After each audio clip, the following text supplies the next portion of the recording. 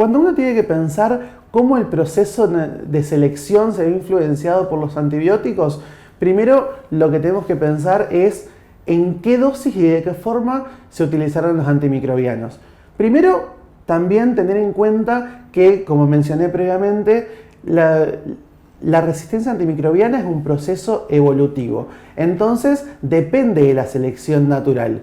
Estos genes de resistencia antimicrobiana tienen un sentido desde un punto de vista evolutivo cuando hay un agente exógeno que genera que la mayor supervivencia esté dada cuando está el gen presente. Entonces, por ejemplo, si la bacteria desarrolla un gen de resistencia y está expuesta a un antimicrobiano, esa bacteria va a tener una mayor probabilidad de sobrevivir en comparación con otras cepas de la misma especie, siempre y cuando esté el antimicrobiano en el medio ambiente de esta bacteria. En ausencia del antimicrobiano, la selección de este gen de resistencia no tiene sentido evolutivo y muchas veces se ha observado que las bacterias que poseen genes de resistencia tienen menor fit o menor capacidad de supervivencia desde otro punto de vista en ausencia de los antimicrobianos.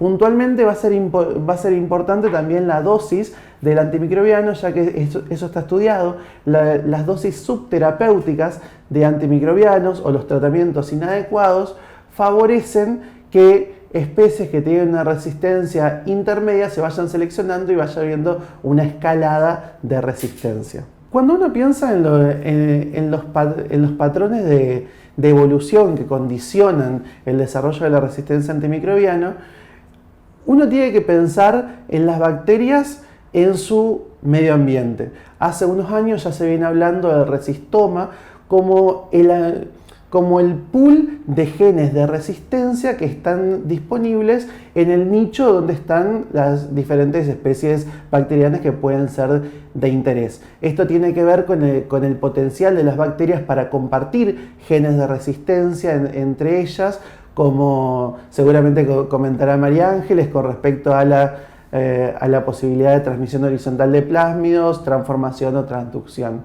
Entonces, cuando uno piensa cuáles son los patrones evolutivos, tenemos que empezar a pensar cuáles son las condiciones que nosotros les proveemos a las bacterias a través de nuestro accionar o de nuestro modo de vivir, que favorecen que haya una escalada de resistencia mucho más rápida de lo que podría haber habido en otros momentos de la historia de la humanidad. Entonces, nosotros utilizamos antimicrobianos, pero también esos antimicrobianos, ¿a dónde van? Cuando los metabolizamos, cuando los eliminamos, van a los residuos, van a las plantas de efluentes cloacales, cuando uno los utiliza en la industria ganadera, ¿qué pasa cuando pasan al suelo? Entonces, empezar a hablar, recientemente estuve leyendo un trabajo muy interesante que trataba de hablar de los patrones de evolución de la resistencia desde un punto de vista de la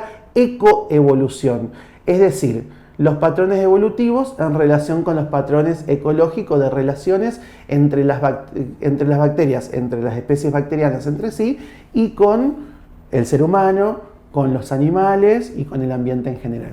Cuando nosotros hablamos del rol del uso indiscriminado de los antimicrobianos en el desarrollo de bacterias resistentes, lo primero que me gusta aclarar es que el desarrollo de resistencia antimicrobiana a los diferentes antibióticos que tenemos disponibles es un fenómeno ineludible, que precedía a la utilización de los antimicrobianos, pero que es ineludible que suceda. Ahora, ¿cuál es la diferencia con el uso racional de antimicrobianos? El uso racional de antimicrobianos hace referencia al uso de los mismos para el tratamiento de enfermedades, ya sea de la salud humana o animal, cuando probablemente se conoce que están generados por bacterias y que se use por el menor periodo posible en las dosis óptimas y con el menor espectro de acción. La diferencia radical que va a estar entre el uso racional de antimicrobianos, que igual va a favorecer el desarrollo de resistencia antimicrobiana, y el uso irracional o indiscriminado es que el uso indiscriminado nos va a llevar a una carrera que no podemos ganar, va a incentivar de tal manera, como ya viene generando el crecimiento de la resistencia antimicrobiana, que no vamos a poder desarrollar a tiempo antimicrobianos para poder tratar las enfermedades, y en algún momento vamos a tener enfermedades intratables y una escalada de mortalidad.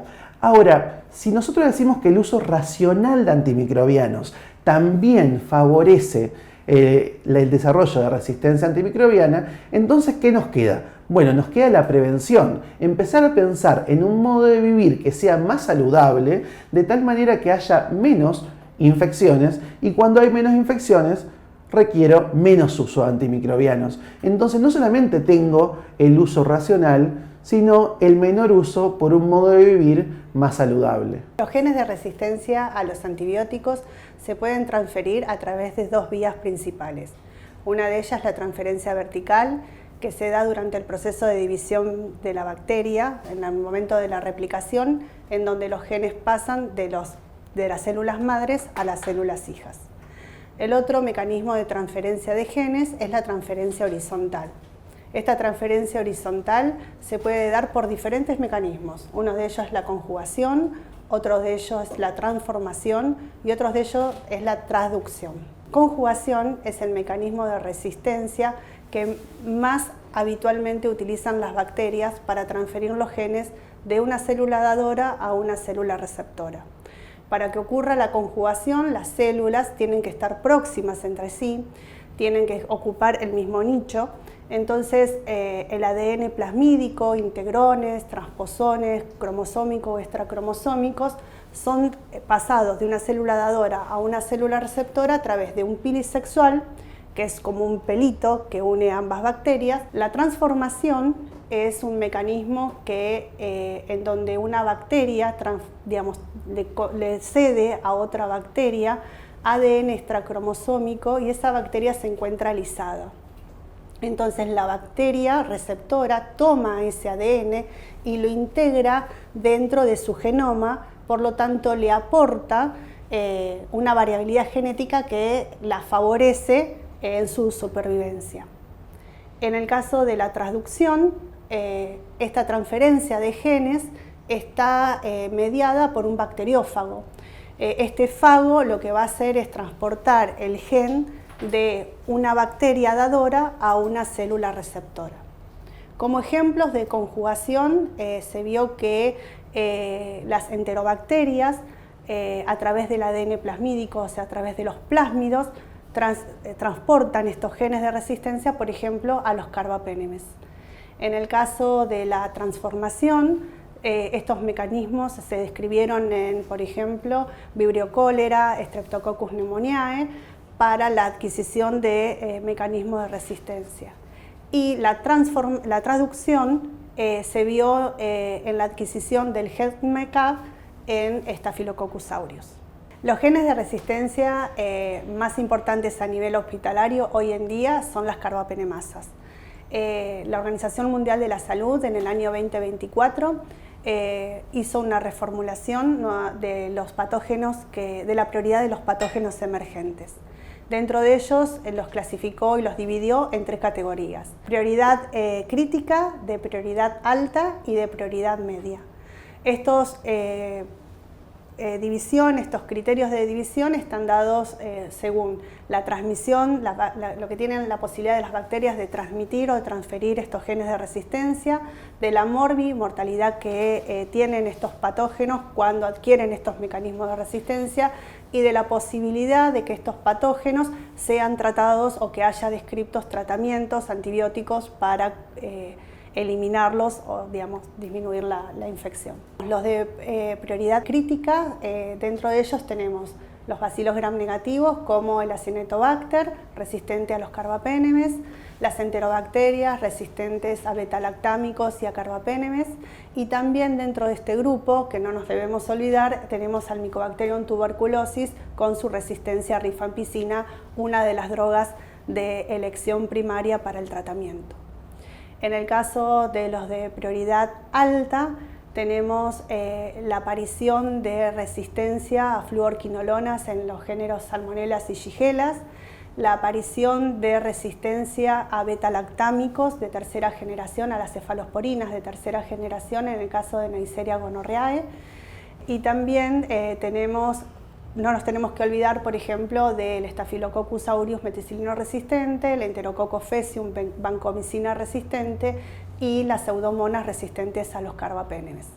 Los de prioridad media incluyen a los microorganismos que tienen o que afectan a la salud pública, como por ejemplo Streptococcus del grupo B, con su resistencia a las penicilinas, Haemophilus influenzae con su resistencia a la ampicilina, y también Streptococcus pneumoniae y Streptococcus del grupo A, o sea, los piógenes, con su resistencia a macrólidos. A nivel hospitalario, hoy lo que nos ocupa y nos preocupa son las carbapenemasas, más allá del Staphylococcus aureus meticilino resistente y el Enterococcus faecium vancomicina resistente, que se hace una vigilancia activa de estos tres patógenos con sus mecanismos de resistencia, pero el que, digamos, más nos ocupa y nos preocupa es las carbapenemasas, ya que son de difícil diagnóstico si no se tienen o no se cuentan con las metodologías adecuadas.